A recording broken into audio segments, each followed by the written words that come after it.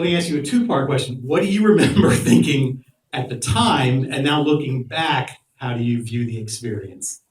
Sure, yeah. First of all, thanks for having me. Very cool to be here. And I love Chicago, so thank you very much. Give it up for your city.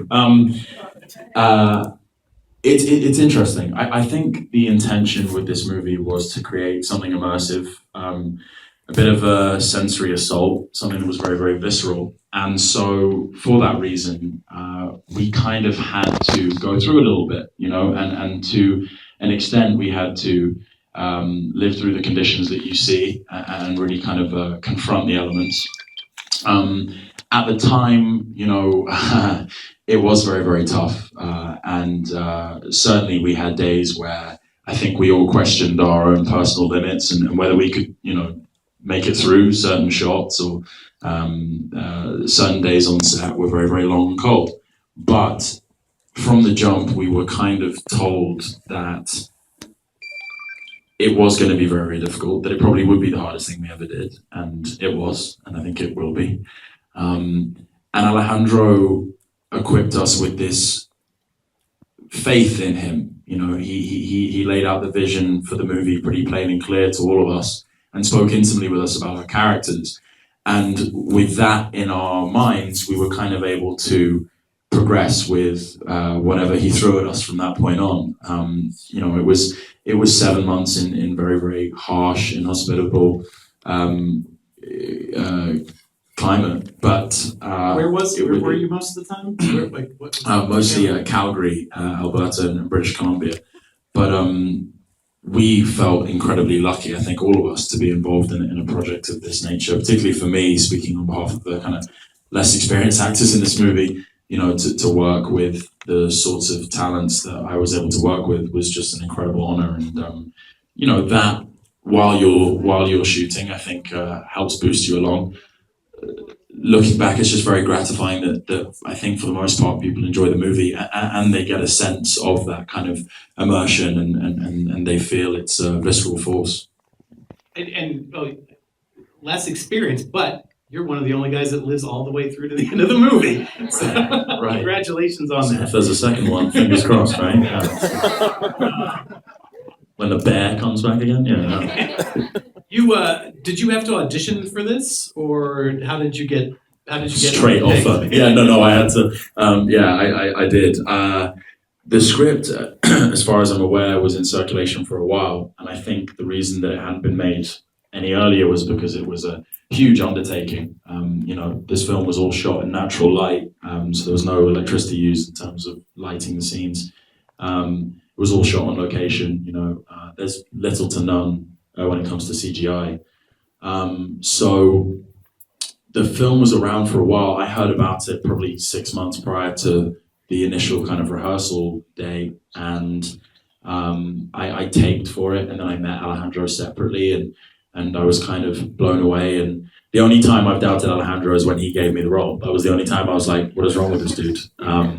But aside from that, I was incredibly stoked to be involved in this process. And, I think I also going into it knew that I was going to be part of something that was kind of unprecedented, that was groundbreaking in many ways. And, few films are made in this way now. I mean, I'm preaching to the choir. I know there are people in this audience who know what they're talking about, but this was a return to the kind of filmmaking styles of old, where you shoot on location and you only shoot with natural light because you had to. But I think the most gratifying thing with this is that I truly believe you couldn't get the experience you have of watching this movie if we'd all been in a hangar with green screen and wind machines and snow blowers and whatnot. You just couldn't. I mean, there's not a flake of fake snow in this entire movie, and that I think is something that you actually feel. And if I remember correctly, I heard that you actually had to walk from wherever you were staying, a half hour to where the actual set was. There weren't limos driving you back and forth. I mean, no. I mean, there are, as we've said and discussed before, a lot's been made of how difficult this film was. But no, I mean there was transportation. Luckily, we didn't have to sort of trek every day. But no, I mean it was tough, but we were looked after in the right way. And as with film sets that are governed by studios like Fox, all the necessary safety precautions are taken to make sure everyone's safe. This is a film that is about interior as well as exterior struggles and hardships. Did there come a point for you when you were just so miserable you started to get a little existential about your being on this earth? Yeah, exactly. It's interesting. I think one of the things I experienced playing Bridger was a great deal of frustration and inner turmoil. I found myself having these kind of miniature panic attacks in the snow where I did not know what I was doing, and my brain was so scrambled, and I was totally torn. I was like, my character has these moral obligations, and at the same time, I feel like I have a duty to do such and such because I'm employed by the fur company, and I have a duty to Captain Henry, and then at the same time I got to survive, and So I was having these kind of freakouts constantly, and I remember having a conversation with Alejandro, with several of these conversations where I would be really struggling, to know how to play the scene. And the best advice he gave me was just to play that. He was like, why are we even having this conversation? He says it in a much cooler sort of Mexican accent, but to use the confusion and use the right, which was kind of the most sort of one of the most useful and kind of enlightening things he possibly told me. That's something I guess I just tried to kind of embrace in the end rather than fight that. I just kind of let my natural confusion and stress kind of play. Most of you guys are up next, but I'm going to ask one more question. Most of your scenes, either group scenes or just the two of you, are with Tom Hardy. What do you learn as a younger actor? What do you learn just from watching him and spending that amount of time with him? Like, what do you learn about acting? Sure. I think it feels silly not to mention that I obviously learned from Leo as well. I think the two of them, and it's kind of it goes without saying, both very very talented and experienced men. What's great is to see that their focus and their energy and their ethic has not waned whatsoever. Those are two guys who don't rest on their laurels whatsoever. They turn up every day and they give it absolutely 100% every time. We could be in a wide shot carrying Leo on a stretcher, and there's no way that you can pick up on occasion whether it's even Leo, but Leo's performing to the max for our benefit so that it feels real for us, and for me, actors who give like that and are that generous with their performance,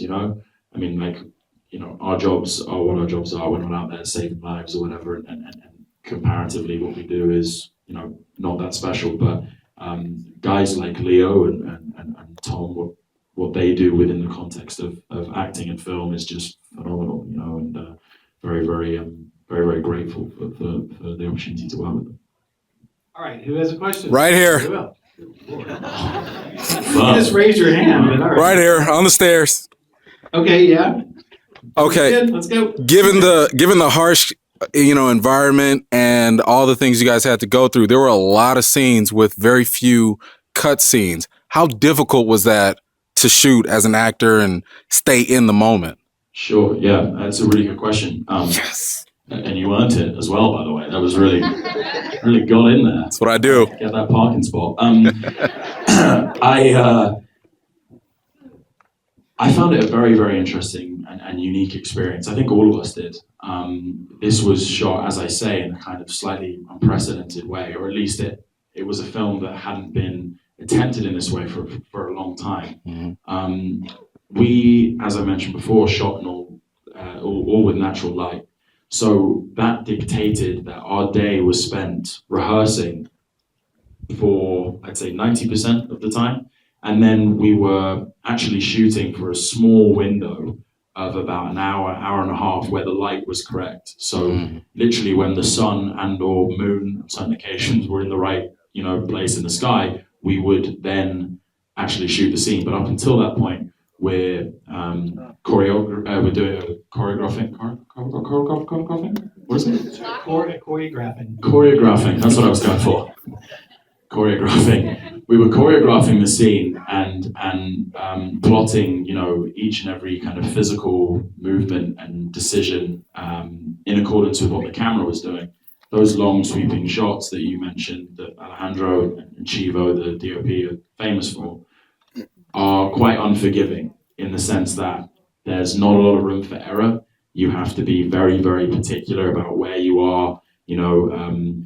It brings a new meaning to kind of hitting your mark. It's really, really specific.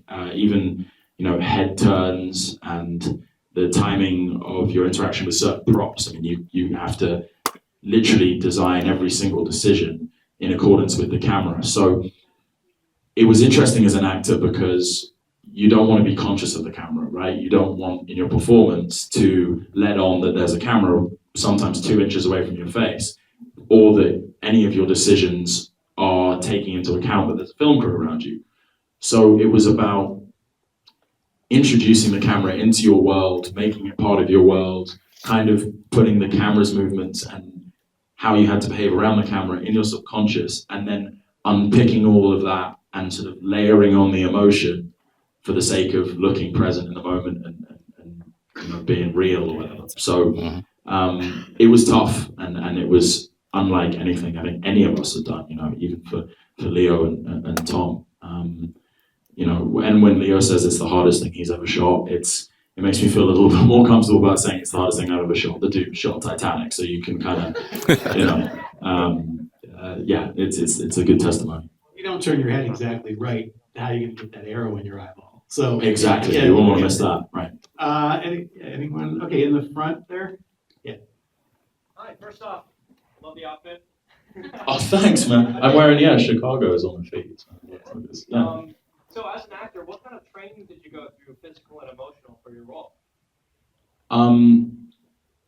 We all, and when I say all, kind of referring to the trappers at least, we all did a kind of like brief sort of boot camp style preparation where we just kind of familiarize ourselves with weapons, some of the kind of tricks of the trade of that time. So this was set 1821, roughly. And I appreciate there are no title cards, so there's, that's kind of a ballpark, if you like.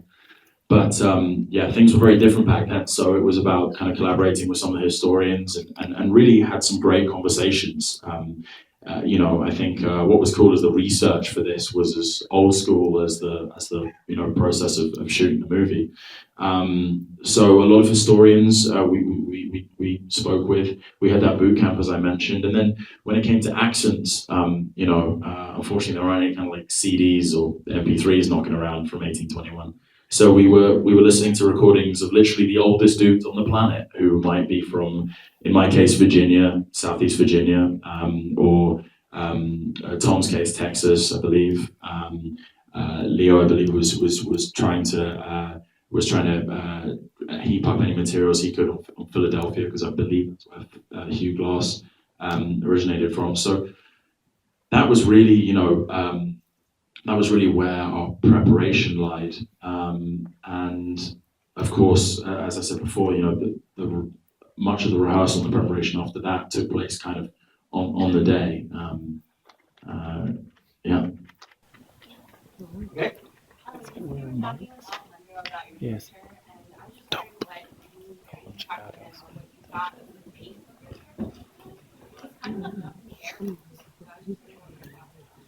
Yeah, a little bit. Yeah, interesting. So Jim Bridger, who I felt very honoured to play, was kind of became a kind of famed mountain man, like noteworthy frontiersman. So the records show that he went on to live a pretty relatively healthy life for those times, at least. He died in a bed, which was rare for right. You're gonna die. Nice to lie down, right? So he died in a bed in his 70s, which is pretty impressive. Yeah, pretty impressive. So that's how Jim ended things. In the movie, it is slightly open-ended. I mean, I think it's at least it was comforting for me to hear Hugh Glass say it wasn't Bridger's fault, he was just following orders. But the truth of the matter is, at that point, you know, Bridger's welfare is kind of the least of the concern. And actually, I think the damage is done. I think whether Bridger lives or dies, at least in the movie you see here, his psychological breakdown is such that I don't personally feel particularly confident about Bridger kind of rebuilding too quickly. You know, I think after what you went through, after what a lot of the guys went through, I mean, you can only imagine what Glass would become after that ordeal. So, but interesting. Okay, yep. Yeah, a lot of actors live and die by the script, but for this you also had a novel it was based upon, and then a historical account. So, when crafting this performance, how much did you draw from each media? Right. That's a really interesting point. I think you're at advantages and disadvantages when that is the case. I've been fortunate. I've done a couple of kind of book to film adaptations. I guess this is my third, which is a weird thought because I only thought I did like 3 movies anyway, so that's kind of weird. But this is like my third book to film adaptation, and I think, in all honesty, I did not read this book before shooting the movie. So I read the book prior after watching this film. And that was very interesting to me. But it did reassure me of my initial fears about reading the book before shooting.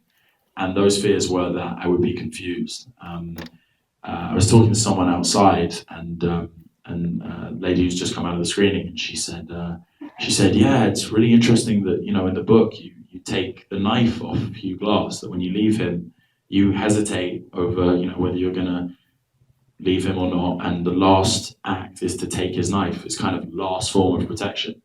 And that, for me at least, plays so strongly against what was in the movie. So sometimes when you address the book with kind of the same amount of respect as you do the script, you can become conflicted. I mean, I was already confused as it was, just as I said. So, and Lord knows I don't need any more reading in my life. I've read about 3 books in my life. I like pop-ups. That's my thing. So I read this afterwards, and I'm kind of glad I did. And that's been the case with some of the other jobs I've done too. I've read the book postscript, and also you put a certain amount of faith in the script writer, right, to adapt it and you know, to take the best bits. And in a way, there's nothing you can do really to change that. At least at this stage of my career, you know, I can't dictate the adaptation. Yeah, right there. Guy behind you. No, you. Heartbreaking. Can we come back to this I'll lady? come back. Okay, we're coming back. We're coming back. How did Mix it up. in this film impact you? Growing in all that snow, a lot. Right. Sorry. How did the weather particularly? Yeah, so just being in the film, there was a lot of action, a lot of blood, and it wasn't a story that lighthearted in any way. Right. Yeah. You know, I think in some senses I was kind of prepared for this, in the sense that I knew it was going to be very tough. I knew it was going to push me to my limits. As Londoners, we think we know cold. We do not know cold. I experienced newfound levels of cold in Canada. They do not mess around when it comes to below 0. So that was certainly a shock to my system. The movie tonally, you know, is kind of different to some of the other stuff I've done. So I think I was intimidated by the kind of fact that this felt like a bit of a test for me, you know, and obviously to share the stage as such with you know with that geezer and the likes of Tom and you know, what is just a fantastic cast, you know, across the board. I was a little bit, you know, nervous about that and fearful, but the challenge of this was so great that there was almost no place for fear. You know, I had to kind of put those anxieties aside and just kind of focus on trying to do my job as best as I could. There was actually not a lot of room for me to have those freakouts I was talking about, and Alejandro's advice to me was to kind of just use that anxiety, use that fear, use that intimidation, and then it was a great piece of direction. One of the best, you know, things I've ever been told on the film set. Yeah. Oh, thanks. No worries. How you doing? Welcome back. So I was wondering, the other two main characters are really definitions of good and evil. So looking back on the film now completed, where do you think your character lies? Yeah, that's interesting.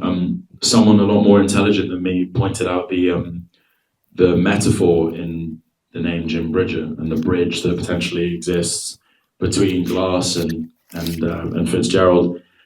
The bridge, for me, always kind of actually applied to the one that exists between boy and man. The bridge that every male crosses at some point in their life. Every female crosses at some point in their life from girl to woman, right? So you were like, make sure you make the female comparison. She goes, I'll come down there. Yeah.